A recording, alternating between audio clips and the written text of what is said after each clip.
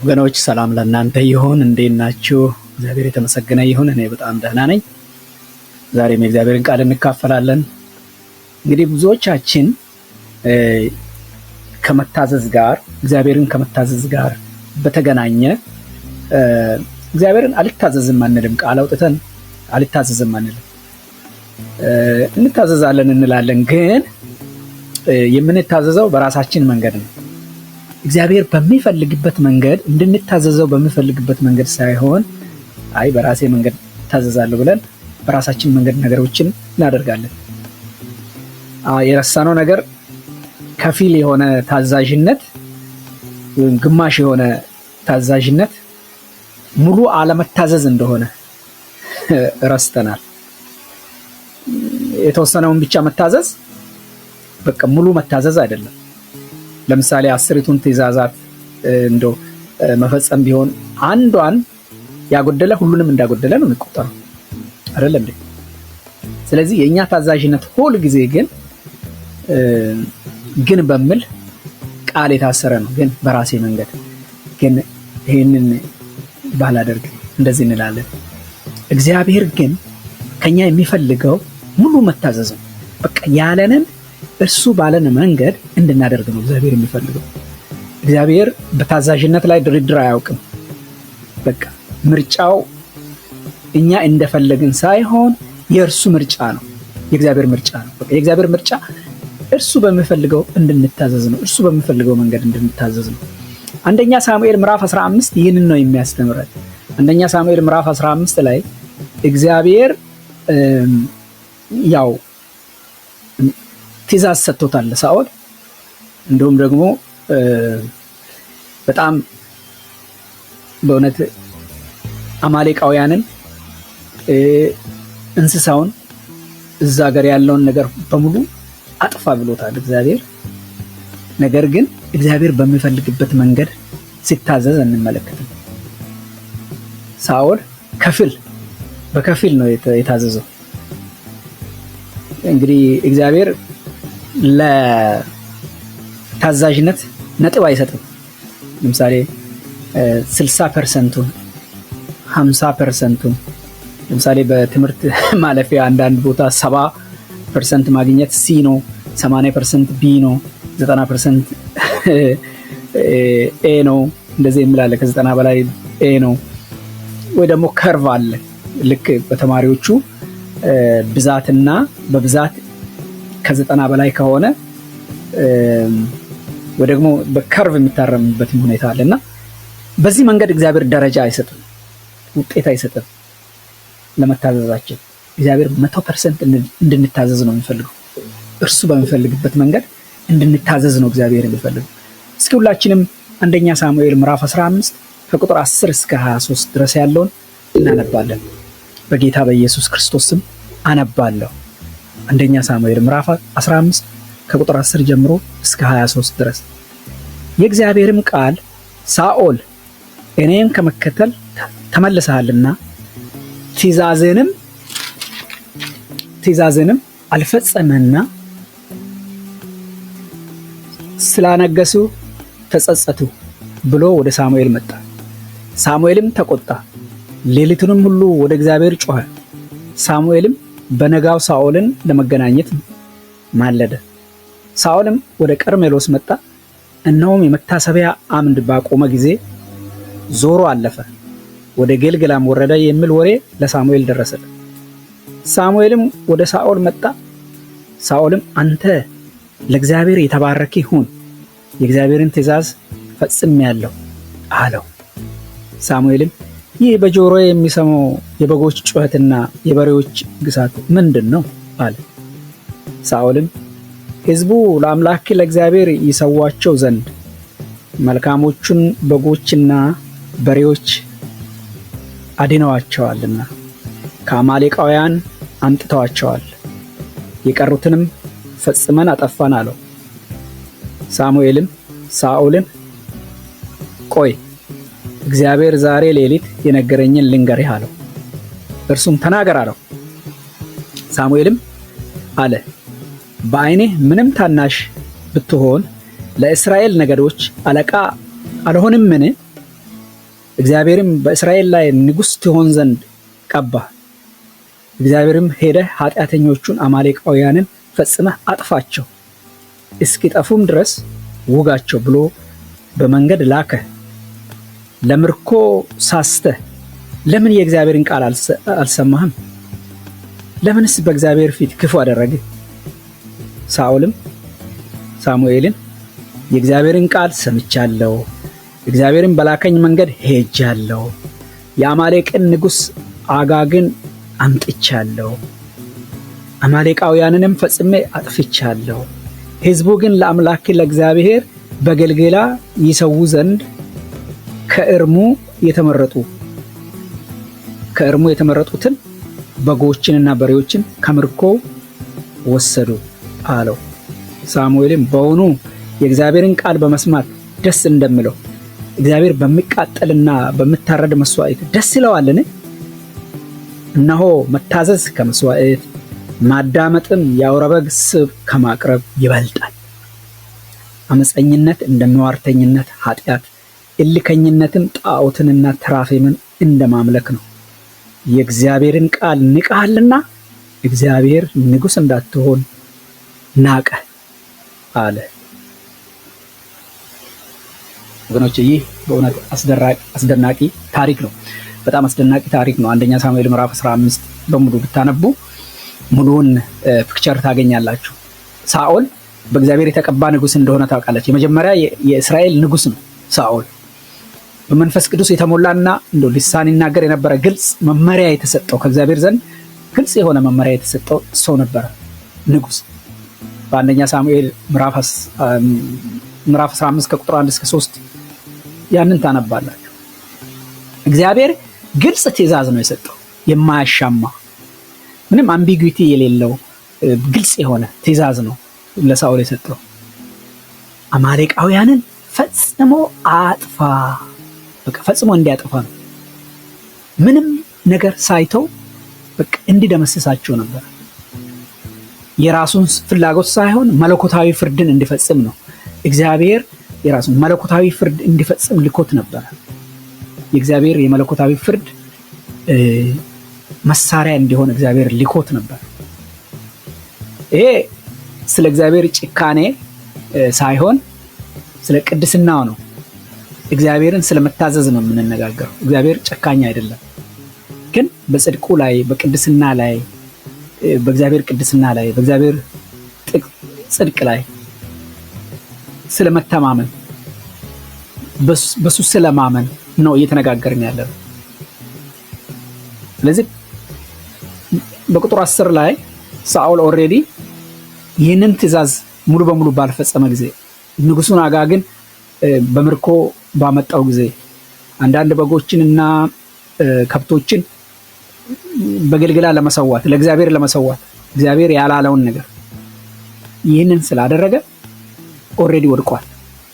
ሳኦል ቀድሞውን ወድቋል። ይህ ባለማወቅ አይደለም፣ ስላልገባው አይደለም፣ ወይ ደግሞ እግዚአብሔር ያዘዘው ትእዛዝ እግዚአብሔር የሰጠው ትእዛዝ ግልጽ ስላይደለ አይደለም። በግልጽ ያውቃል። ስለዚህ መታዘዝን አልመረጠም። መርጦ ነው ያልታዘዘው። ስለዚህ እግዚአብሔር በሳኦል በኩል ስለ አማሌቅ በቃ ግልጽ የሆነ ምንም የማያሻማ ትእዛዝ ቢሰጥም ሳኦል ግን በቃ አልፈጸመውም። እግዚአብሔር ባለበት መንገድ ፈጽሞ አላጠፋቸውም። እኛ እንግዲህ በዚህ ክፍል ውስጥ ዋናው ጉዳይ አለማወቅ ሳይሆን እያወቀ መርጦ አለመታዘዝን መምረጥ ማለት ነው። እኛ ብዙ ጊዜ የምናደርገው ነገር ነው ወዳጆች። በሳኦል ላይ ብቻ የምንፈርደው ጉዳይ አይደለም። እኛ ሁላችንም ግልጽ ስላይደለን አይደለም፣ እግዚአብሔር እየተናገረን ብዙ ጊዜ በቃሉ እየተናገረን መልእክት እየሰጠን ነገር ግን አንታዘዝም። መርጠን ነው፣ ስላልገባን አይደለም። ገብቶን የእግዚአብሔርን ቃል ተረድተን ገብቶን ሰባኪዎች እየሰበኩ ራሳችን እያጠናን የእግዚአብሔር ቃል እንዲህ አታድርግ እያለን በግልጽ የምናደርገው ብዙ ነው። የሳኦል ምላሽ እንግዲህ እንዳያችሁት ነው። ልክ እንደኛው ነው። በቅድመ ሁኔታ የተሞላ ነበር። መታዘዙ ከፊል ነው። አጥፍተዋል፣ ብዙ ዋጋ ከፍለዋል እኮ፣ ግን ሙሉ አይደለም። እግዚአብሔር በከፊል መታዘዛችንን ሙሉ ሊያደርግ አይችልም። ስለዚህ እግዚአብሔር በዚህ ክፍል ላይ የምናገረው መታዘዝ ከመስዋዕት ይበልጣል። መታዘዝ ከመስዋዕት ይበልጣል። ሳኦል ግን ከመታዘዝ ይልቅ መስዋዕትን ነበር ያስቀደመው። እግዚአብሔር በመስዋዕት ደስ የሚሰኝ መስሎት ነበር። አይደለም፣ እግዚአብሔር ከመስዋዕት ይልቅ በመታዘዝ ደስ ይሰኛል። መስዋዕት ከማቅረባችን በላይ እግዚአብሔርን የሚያስደስተው መታዘዛችን። ስለዚህ እውነተኛ አምልኮ የሚለካው ለእግዚአብሔር ቃል በመገዛታችን እንጂ ውጫዊ ሃይማኖታዊ አፈጻጸማችን አይደለም። እንደዛ ስላልሆነ ከመስዋዕት ይልቅ መታዘዝን መምረጥ አለብን። እውነተኛ አምልኮ የሚለካው ለእግዚአብሔር ቃል በመገዛታችን እንጂ በውጫዊ ሃይማኖታዊ አፈጻጸማችን ስላልሆነ ከመስዋዕት ይልቅ መታዘዝን መምረጥ አለብን። ከሃይማኖታዊ እንቅስቃሴ ወይም ከውጫዊ ሃይማኖታዊ እንቅስቃሴ ወይም ከመስዋዕት ይልቅ መታዘዝን መምረጥ ያለብን ለምንድን ነው? መታዘዝን መምረጥ ያለብን ከመስዋዕት ይልቅ መታዘዝን መምረጥ ያለብን ለምንድን ነው?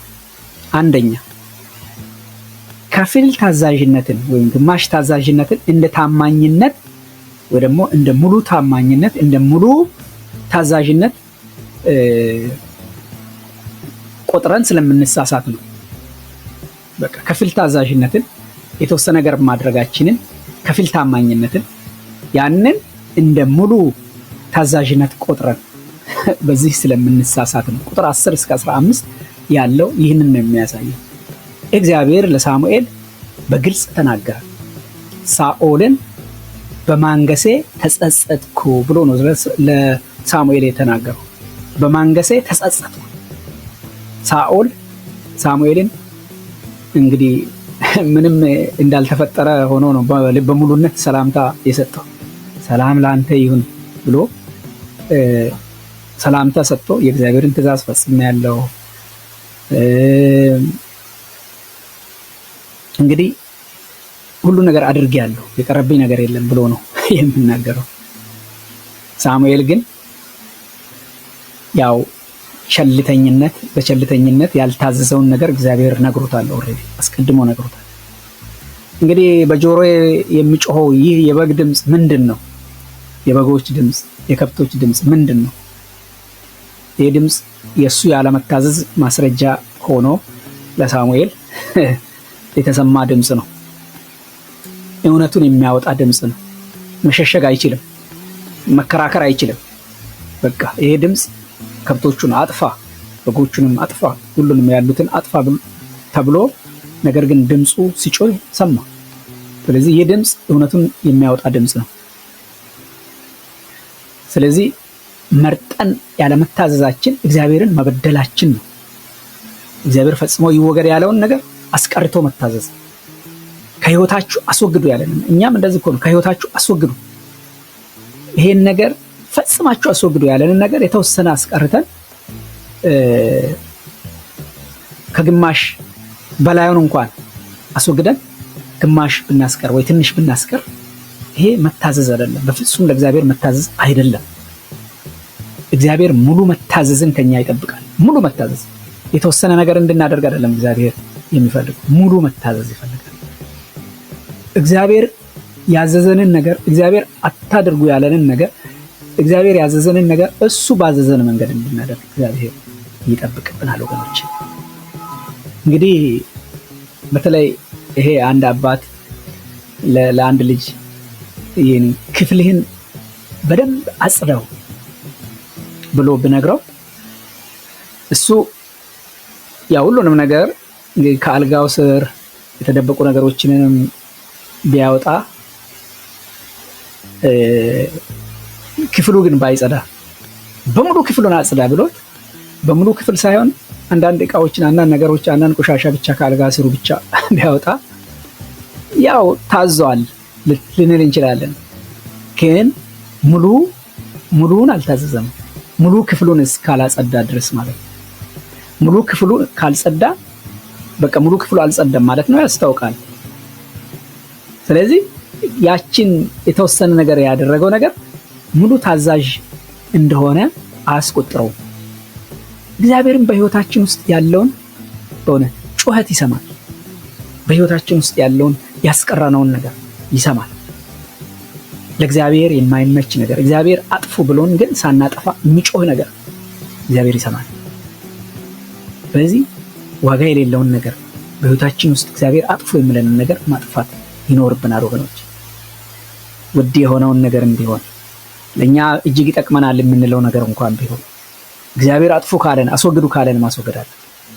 ለእግዚአብሔር ክብር የማይሆን ነገር ለኛ የሚጠቅም ቢሆን እንኳን በጣም ትልቅ ቦታ የሰጠነው ነገር ቢሆን እንደ ጣዖት አድርገን የምንቆጥረው ነገር ቢሆን ማስወገድ አለበት። ያን ስናደርግ ነው እውነተኛ መታዘዝ የሚሆነው። እውነተኛ መታዘዝ ማለት እንደዛ ማለት ነው። እንግዲህ እውነተኛ አምልኮ የሚለካው ለእግዚአብሔር ቃል በመገዛታችን እንጂ በውጫዊ ሃይማኖታዊ አፈጻጸማችን ስላልሆነ ከመስዋዕት ይልቅ መታዘዝን መምረጥ አለብን።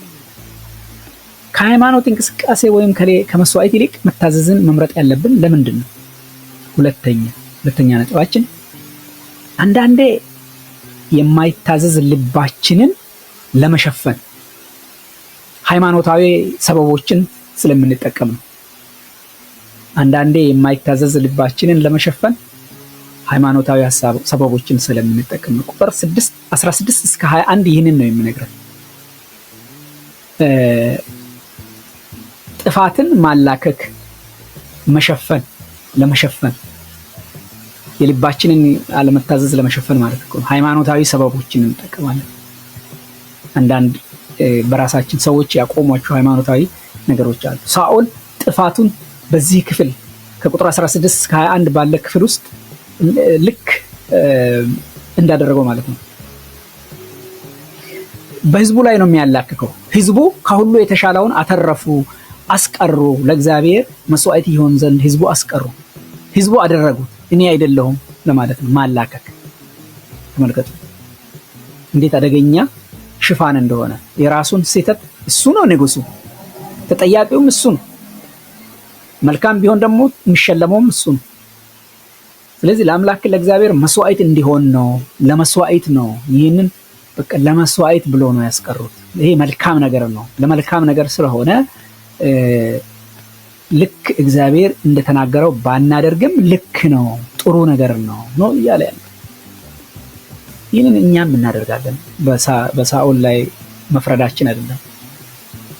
ስለዚህ ብዙውን ጊዜ መታዘዝን እየሸሸን ስለ አምልኮ እናወራለን፣ ስለ መስዋዕት እናወራለን። እግዚአብሔር የአምልኮ ጉዳይ፣ እግዚአብሔር መስዋዕት የማቅረብ ጉዳይ አይደለም የሚገደው። እግዚአብሔር መስዋዕት አምልኮ አላነሰበትም። እግዚአብሔር እልፍ አላፋት መላእክቶች የሚሰግዱለት 24 ሰዓት ሙሉ የሚያመልኩት አሉት። እግዚአብሔር አምልኮ አልጎደለበትም። ነገር ግን ከኛ እግዚአብሔር የሚፈልገው መጀመሪያ ሙሉ በሙሉ መታዘዝን ነው።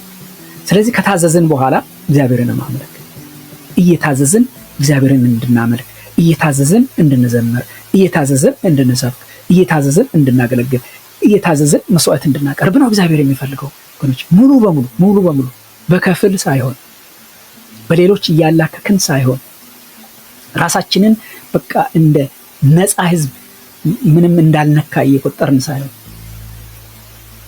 እየበደልን እንኳን ቢሆን ከበደላችን ንስሐ እየገባን አጥፍቻለሁ ይቅር በለኝ እያልን ነው ወገኖቼ እግዚአብሔርን ማምለክ ያለብን።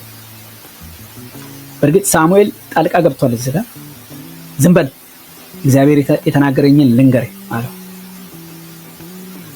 ስለዚህ ሃይማኖት እንግዲህ ይሄ መስዋዕት ማቅረብ ለሳኦል የሽፋን ጉዳይ ነው። በቃ የልቡን ክፋት መሸፈኛ ነው። ስለ እግዚአብሔር ያወራል ሳኦል ስለ መስዋዕት ያወራል። ሳኦል ስለ አምልኮ ያወራል። ስለ መታዘዝ ግን አያወራም። ለእግዚአብሔር ሙሉ በሙሉ ስለ መታዘዝ ግን አያወራም። ስለ እግዚአብሔር ያወራል፣ ስለ መስዋዕት ያወራል። ስለ አምልኮ ግን ስለ መታዘዝ ግን ሲያወራ እንመለከታለን። የእግዚአብሔር ቃል ኢሳያስ 29:13 ላይ እንደዚህ ነው የሚለው፣ ይህ ሕዝብ በከንፈሩ ያከብረኛል፣ ልቡ ግን ከኔ የራቀ ነው ይላል። ስለዚህ ሙሉ በሙሉ ለእግዚአብሔር የማንታዘዝ ከሆነ ሳንታዘዝ ለእግዚአብሔር ሳንገዛ አምልኮ ለማቅረብ የምንፈጥን ከሆነ ለመዘመር የምንፈጥን ከሆነ በቃ ለእንቅስቃሴ ለሃይማኖታዊ እንቅስቃሴ የምንፈጥን ከሆነ ያለንን ሁሉ እንኳን በቃ ስጋችንን ለእሳት አሳልፈን ብንሰጥ እንኳን መታዘዝ ከሌለበት በእውነት እግዚአብሔር በከንፈሩ ያከብረኛል ነው። የከንፈር ክብር ነው ለእግዚአብሔር የምናቀርበው፣ የልብ አይደለም። ልቡ ግን ከኔ የራቀ ነው ይላል እዛ ቦታ ላይ ኢሳይያስ 29:13 ላይ ይህ ሕዝብ በከንፈሩ ያከብረኛል፣ ልቡ ግን ከኔ የራቀ። ስለዚህ ልባችን ወደ እግዚአብሔር መቅረብ አለበት። በከንፈራችን እንድናከብር ሳይሆን በልባችን የምናከብረው ለእግዚአብሔር ስንገዛለት ነው፣ ለእግዚአብሔር ስንታዘዝ ነው። እግዚአብሔር በስራ በአንዳንድ አክቲቪቲዎች እንቅስቃሴዎች አይደለልም። እግዚአብሔር ይህን መሞከር የለብንም። ምናልባት አንዳንድ ሰዎችን ለመደለል እንሞክር ይሆናል። ቤተክርስቲያን በመሄድ ብዙ ገንዘብ በመስጠት በማገልገል በብዙ እንቅስቃሴዎች በግል ህይወታችን ግን እርሱን ለመታዘዝ እንብያለን ማለት ነው። ሳንታዘዝ ይሁድ በታላቅ ድምፅ በቃ በብዙ ጭፈራ በመዘመር በሽብሸባ በመንከባለል ብዙ በመሆን ለማምለክ ብንሞክር ልባችን ግን እርሱን ከመታዘዝ የራቀ ከሆነ ይህ ሕዝብ በከንፈሩ ያከብረኛል የምንባለው እኛ ነን ማለት ነው። ልባችን ግን ከእርሱ የራቀ እኛ ነን ማለት ነው። እግዚአብሔር ግን የሚያየው ልብን እንጂ የድምፅን መጠን አይደለም፣ የእንቅስቃሴያችንን ብዛት አይደለም። እግዚአብሔር የሚያየው ልባችንን ነው። ስለዚህ በልባችን ለእግዚአብሔር እንታዘዝ፣ በልባችን ለእግዚአብሔር እንገዛ። እሱ እንደተናገረን እርሱ ባለን መንገድ ለእግዚአብሔር እንገዛ እንጂ እኛ በምንፈልገው መንገድ ብቻ አይደለም ወገኖች። በእውነት ይህንን እንድናደርግ እግዚአብሔር ይርዳል። እንግዲህ እውነተኛ አምልኮ የሚለካው ለእግዚአብሔር ቃል በመገዛታችን እንጂ በውጫዊ ሃይማኖታዊ አፈጻጸማችን ስላልሆነ ከመስዋዕት ይልቅ መታዘዝ መምረጥ አለብን። ከሃይማኖታዊ እንቅስቃሴ ወይም ከመስዋዕት ይልቅ መታዘዝን ለምን መምረጥ አለብን? እንግዲህ ሶስተኛ እና የመጨረሻው የእግዚአብሔርን ቃል ስንቃወም ስልጣኑን ስለምንቃወም። የእግዚአብሔርን ቃል መቃወም ማለት የእግዚአብሔርን ቃል አለመፈጸም፣ ለእግዚአብሔር ቃል አለመታዘዝ። ይሄ የእግዚአብሔርን ስልጣን አለመታዘዝ ነው። ይህ የእግዚአብሔርን ስልጣን መቃወም ነው ማለት ነው። ቁጥር 22-23 ይህንን ነው የሚነግረን። ሳሙኤል ምን ብሎ ነው ያወጀው? መታዘዝ ከመስዋዕት ይበልጣል ያለው። ለምን? ያለመታዘዝ ይሄ ያለመታዘዝ ሳንታዘዝ ማለት ነው። ሳንታዘዝ የምናቀርበው መስዋዕት ባዶ ነው፣ በከንፈር ብቻ ይቀርባል። ያለመገዛት የሚደረግ የአምልኮ ግብዝነት ነው። ቁጥር 3 ላይ አመፅን እንደ ሟርት ኃጢአት ነውና፣ አመፅ እንደ ሟርት ኃጢአት ነውና። ይህ እኛንም ጭምር የሚገስጽ ነው፣ ሳውልን ብቻ አይደለም። አመፅ ሁልጊዜ ጠበኛ ሆኖ አይታይም ማለት ነው። ልክ እንደ ጠብ ሳይሆን እንደ ሟርት አንዳንዴ ተገቢ መንፈሳዊና ተግባራዊ መስሎ ሊታይ ይችላል። የትኛው ትእዛዝ እንደሚጠቅም እኛ መወሰን ስንጀምር ማለት ነው። ያ የማይጠቅም ነው፣ ይሄ የሚጠቅም ነው እያልን ስንል ማለት ነው። ራሳችንን ከእግዚአብሔር በላይ ስናስቀምጥ ማለት ነው። ስለዚህ እግዚአብሔር ቃል ብትወስዱኝ ትእዛዜን ጠብቁ ነው ማለት ዮሐንስ 14:15። ሳሙኤል ከቅዱሳት መጽሐፍት ግልጽ የሆኑ ቴዎሎጂካዊ የሆኑ መግለጫዎችን ነው የሰጠው በዚህ ክፍል። ይህ በጣም አስደንጋጭ ነው። ሳኦል ተግባራዊ የሆነ እንደሆነ አስቦ ነበር። እግዚአብሔር ግን አመጽ ነው ብሎታል፣ መዋርት ነው ብሎታል። የእግዚአብሔርን ቃል ስንቃወም እግዚአብሔርን ራሱን ስልጣን እንቃወማለን። ስለዚህ በእውነት ሙሉ መታዘዝ ይኖርብናል። ሳኦል በወደቀበት ቦታ ክርስቶስ ግን ፍጹም በሆነ ሁኔታ መታዘዙን እንመለከታለን። ከክርስቶስ ጋር በክርስቶስ እይታ ስንመለከት ሳኦል በከፊል ነው የታዘዘው፣ ኢየሱስ ግን ሙሉ በሙሉ ታዘዘ። የኔ ፈቃድ ሳይሆን ያንተ ይሁን አለ ሉቃስ 22:42 ላይ። ኢየሱስ ከመታዘዝ ይልቅ መስዋዕትን አላቀረበም፣ ይልቁንም መስዋዕት ያቀረበው በመታዘዝ ውስጥ ነው። ሳኦል ግን መንግስቱን ባጣበት ቦታ ኢየሱስ የዘላለም መንግስቱን መሰረተ። በክርስቶስ በኩል መታዘዝ በቃ ሌጋሊዝም ሳይሆን በመገዛት የሚገለጥ ፍቅር መሆኑን ከክርስቶስ እንማራለን ማለት ነው። ወገኖቼ መርጠን መታዘዝ አለብን። መርጠን መታዘዝ የለብንም። እግዚአብሔር በግልጽ የተናገረንን እሱ በተናገረን መንገድ ለእኛ ቢገባንም ባይገባንም መታዘዝ አለብን። መዘግየት አስፈልግ። ስለዚህ በሃይማኖታዊ እንቅስቃሴዎች መሸሸግ በእነሱ መሸሸግ የለብንም። እግዚአብሔር ከእጃችን ስራ በፊት ልባችንን ነው የሚፈልገው። ከአገልግሎታችን በፊት መገዛታችንን ይሻል። በትህትና መገዛት ይኖርብናል። በትህትና በመገዛት ምላሽን ለእግዚአብሔር መስጠት አለብን። ስለዚህ ለመታዘዝ መዘግየት የለብንም ወገኖች። ውድ ዋጋም የሚያስከፍል ቢሆን ለእግዚአብሔር እንታዘዝ። እንግዲህ ጌታ ሆይ በሚመቸን ሁኔታ ብቻ ሳይሆን ሙሉ በሙሉ አንተን እንድንታዘዝ እርዳን እያለ በየጊዜው መጸለይ ይኖርብናል። እግዚአብሔር በምናስቀረው ነገር አጥፎ ብሎን እኛ ግን በምናስቀረው ለአንተ ጥቅም የሚሆን ነው ብለን እንኳን በምናስቀረው ነገር እግዚአብሔር አይደነቅም፣ አይደሰትም። ይልቁንም እግዚአብሔር የሚያከብረው ለእርሱ ስንገዛ ነው። መታዘዝ ፍጹም የሆነ ነገር፣ ፍጹም መገዛት ነው። ስለዚህ ጌታ ሆይ ተናገረን ብቻ ሳይሆን የተናገርከንን እንድታዘዝ እርዳኝ እንላለን። ስለዚህ እግዚአብሔር ክብሩ